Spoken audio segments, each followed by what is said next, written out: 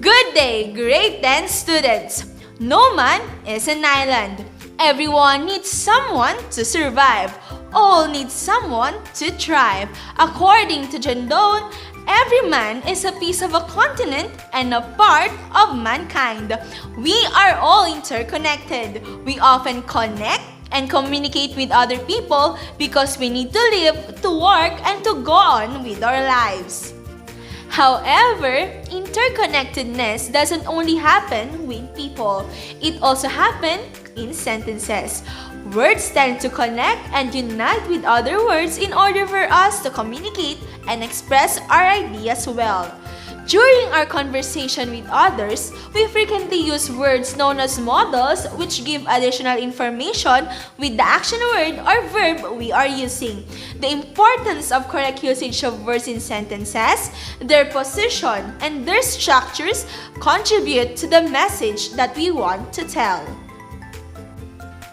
This is Ma'am Sheila Pagulayan of Villa Concepcion High School, Bacolod Extension, and this morning, we shall be dealing with modals, their key structures, and their functions. At the end of this lesson, you are expected to recognize modal verbs and their functions, analyze the proper usage of modal verbs, and use modals in sentences according to their functions. Before we start, get your module, grab your pen and notebook, go to a comfortable place and tune in to DWDYAM and CMD Cable Channel 1. We are also streaming live at SDO Kawayan Facebook page. I hope you are now prepared for the lesson. As what was mentioned a while ago, we all need people in our lives. At times like this, particularly in this pandemic, we need the support, the assistance, and the help of the people that surround us to combat the stressful situations that we might face. Coronavirus can stir up all sorts of feelings like fear, anxiety, or stress. A little stress can be helpful, but constant or high level of stress can negatively affect our mental and physical health. Taking care of the mind is always important, but doing so in the midst of a pandemic can be tricky. So what can we do? Let's watch and listen to this video entitled 6 Recommendations for Dealing with Stress this COVID-19. Stress is a state of mind that many of us are experiencing as a result of the new coronavirus pandemic. At this time, it's important that we share how we're coping with this situation. Here are our tips. Some people may feel afraid of falling ill or dying, afraid of losing their livelihoods, of being separated from their loved ones, or being socially excluded. Others may feel frustrated at being unable to protect their families. Some may have lost their jobs, are experiencing economic hardships, and may even be reluctant to visit health facilities out of fear of contracting the virus. In the current situation, it's normal to feel stressed, worried, anxious, sad, confused, frustrated, or even frightened. However, you should strive to remain calm and focus on the things you can do to protect your mental health. There are things that can be done to help relieve stress, to reassure the people you know, and take practical steps to caring for yourself and your family. So what can you do? Talk. When you feel stressed or worried, talking to people that you trust can help. Contact your friends and family. Maintain a healthy lifestyle. If you're isolating or quarantining at home, try to follow a healthy diet. Engage in physical activity, maintain regular sleeping patterns, and stay in touch with your loved ones via email, telephone, or video call. Avoid drinking alcohol, smoking tobacco, or the use of other substances. These will not help to reduce stress. If you feel overwhelmed, talk to a health worker or counselor. Research who you can contact for help in your community if necessary, and keep this information at hand. Seek information from reliable sources. Having up-to-date information on the current situation will help you better evaluate risks and take reasonable precautions. Avoid listening to fabricated rumors and information from unverified sources. For reliable information, consult the PAHO or WHO websites or any other websites provided by health authorities in your country. Limit exposure to news coverage. To minimize your anxiety and unease, limit the time you and your family spend watching or listening to news that you find alarming. Finally, apply previously learned strategies. Try to put into practice skills that you found helpful during difficult situations in the past. For more information, please visit the Pan American Health Organization's website, www.paho.org/coronavirus. The video mentioned the following as recommendations in dealing with stress. First, we should talk. When we feel stressed or worried, we can talk to the people we trust. Study even says that talking to someone can strengthen relationships and even allows us to be given support. Second, we should maintain a healthy lifestyle. In order for us to do that, we should try to follow healthy diet, exercise regularly, and maintain a good sleep. Third, we should avoid drinking alcohol. Alcohol would not help to reduce stress. It can even trigger it. Fourth, we must seek information from reliable sources. During this pandemic, we have to be informed.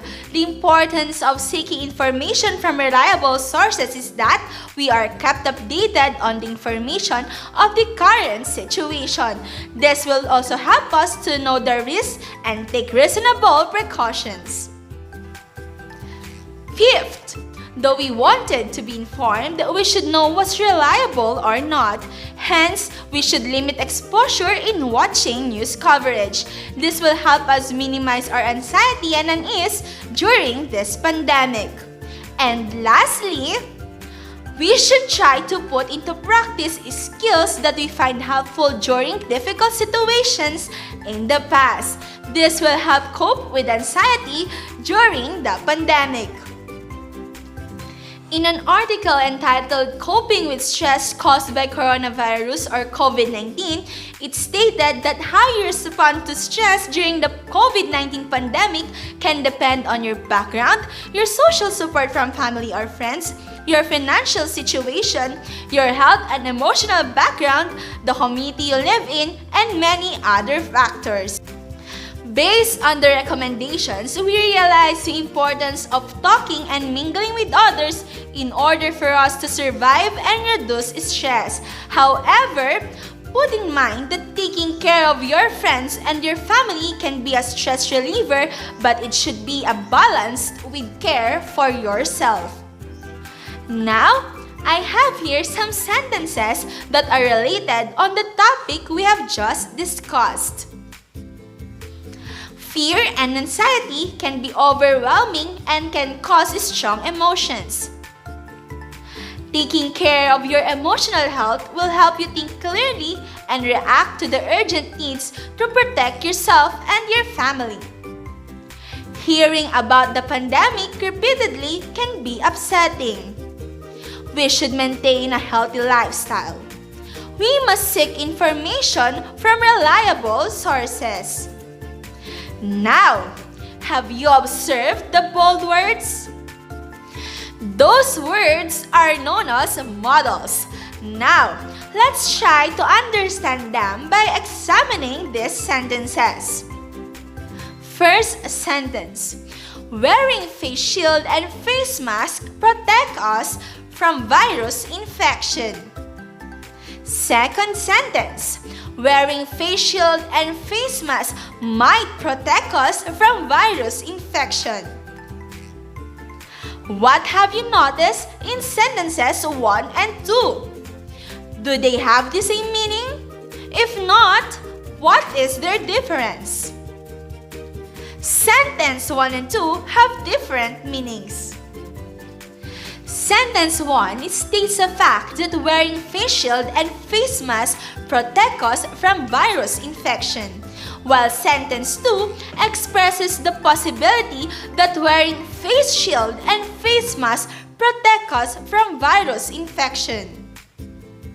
The presence of the word might in sentence 2 makes the meaning different. The word might is an example of a modal that expresses possibility. But what is a modal? Modal verbs are auxiliary or helping verbs which specify, modify, or change the meaning of the main verbs. We use modal verbs in giving advice or suggestions, in making requests, asking permission, or in giving predictions and prohibitions. Structurally speaking, a modal comes before any other auxiliary verb or main verb in the sentence. Let's check this sentence. We must seek information from reliable sources. What is the main verb in the sentence? The main verb in the sentence is the word seek. Now, what is the modal in the sentence?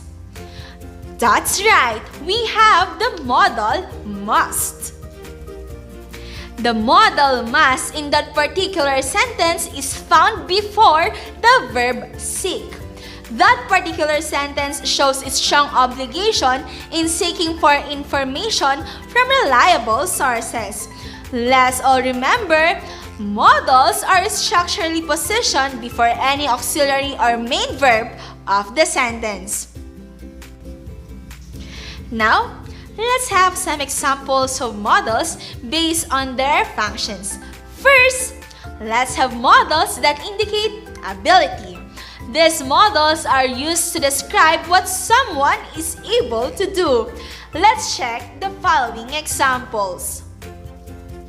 He can survive stress through the help of his family.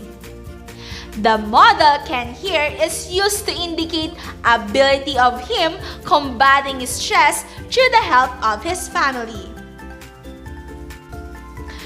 People can help the doctors if they will maintain protocols. This is an example of how the modal can is used to describe the ability of people in helping the doctors if they maintain health protocols. When everything was still normal, I could still go out without face mask and face shield. Based on the example, the person is still able to go out before without face mask and face shield. Hence, could here is used to show ability in the past. As what you have observed, we use the modals can and could both to show ability. However, the only difference is that could is used to show what a person is able to do in the past. Let's move on to modals that indicate suggestion or advice. Regarding this, we have the modal should. For example, for you not to get the virus, you should limit going out even if malls are already opened. The modal should indicate suggestion. Even if the person is allowed to go out, the sentence expresses suggestion of just staying at home for them not to get the virus. Since it is just a suggestion, the modal should is used in the sentence. Do you get it? That's great! Let's move to another function of a modal. Check out these modals that indicate possibility. We have the modals may, might, and could. What are their differences?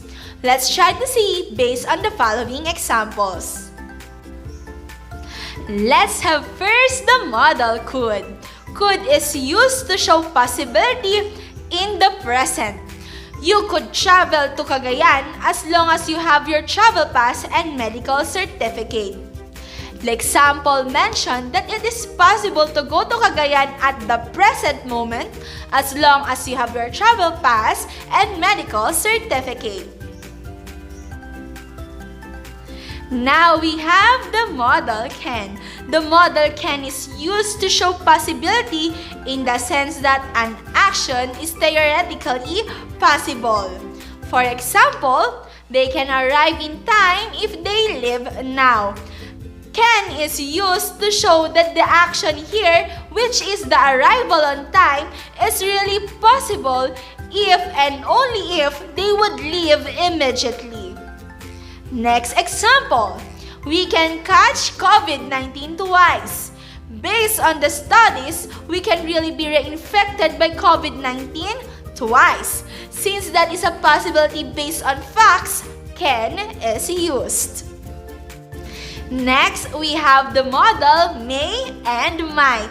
The modal may and might can be used interchangeably to show possibility in the present or future. For example, the government may or might allow face-to-face classes in the tertiary level. This example entails that a possible situation, which is the opening of face-to-face classes, is possible to happen in the future. That's why in this particular example, the modal may or might is used. Now, let's have the modals that are used in expressing obligation. We have the modal must. The modal must is used for obligation. The obligation can come from the speaker or people who are in authority. The modal can also indicate duty or obligation based on family, rules, or laws, and other factors. This is seen in the example, people who came back to the country must be quarantined. This particular example entails that it is an obligation for people who came back in the country to be quarantined as precautionary measures for COVID-19. Lastly, we have modals that indicate certainty. The modal will and must can be used to express complete certainty. When we say the word certain, it means that we are thinking of something that we are sure about. Check these examples. Her stress must be a cause of pandemic. There is a certainty that the pandemic here causes stress. There will be a vaccine for COVID-19. There is a certainty here that there will be a vaccine for COVID-19. I hope you have understood the lesson well. Now, let's have an exercise. Let's check the correct modal to make the sentence correct. First sentence. His clan blank be the richest family in our place. A may, B should, C must, D will. The correct answer is must. His clan must be the richest family in our place. Since the sentence entails certainty, must is used. That particular sentence means that the speaker is sure that the family is indeed the richest in the place. Sentence number 2. In my opinion, you blank avoid going to crowded places this time. A would, B can, C should, D must. The correct answer is should. The sentence states advice. Therefore, should is used. The sentence gives advice not to go on crowded places this time. Sentence number 3. My grandfather blank played different musical instruments. A may, B can, C should, D must. The correct answer is can. My grandfather can play different musical instruments. Can is a modal that is used to indicate ability. It describes what someone is able to do. As for the sentence, the grandfather is able to play different musical instruments. Therefore, can is used. Sentence number 4. Leia blank speak Mandarin when she was 5 years old. A could, B must, C may, D should. The correct answer is could. Leia could speak Mandarin when she was 5 years old. The sentence indicates ability in the past. That's why the modal could is used. Sentence number 5. When COVID-19 was not yet around, we blank visit our relatives. A can, B will, C could, D would. The correct answer is could. When COVID-19 was not yet around, we could visit our relatives. Same reason, it is an ability in the past, particularly when COVID-19 wasn't around. Hence the sentence, when COVID-19 was not yet around, we could often visit our relatives.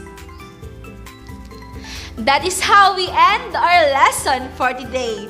Always remember that words in sentences interconnect with each other. That's why, in expressing your thoughts, may it be in asking for permission, in thinking about possibilities, in stating advice, in telling your abilities, and in giving obligations, be sure to use proper modals according to their functions for you to tell and express yourself well.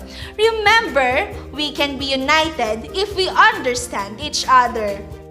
Again, this is Ma'am Sheila, reminding you to continue and maintain connection and conversation with people, but always be safe. Thank you and goodbye everyone!